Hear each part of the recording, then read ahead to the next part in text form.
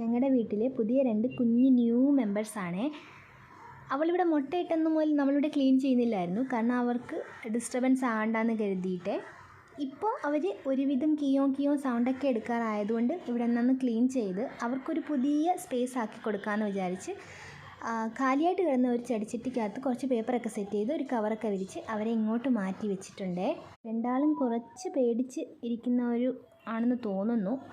എന്തായാലും നമുക്കവിടെ എല്ലാം ക്ലീൻ ചെയ്ത് രണ്ടുപേരെ സെറ്റാക്കി. ഈ ചട്ടി ഇച്ചിരി ചെറുതാണെന്ന് തോന്നി, അമ്മയ്ക്കും കൂടി ഇരിക്കാനുള്ള സ്പേസ് ഇല്ലാഞ്ഞുകൊണ്ട് ഞങ്ങൾ വേറൊരു വലിയ പാത്രത്തിലേക്ക് മാറ്റി. അപ്പോൾ അവർ രണ്ടുപേരും സെറ്റായിട്ട് ഇരിപ്പുണ്ട്.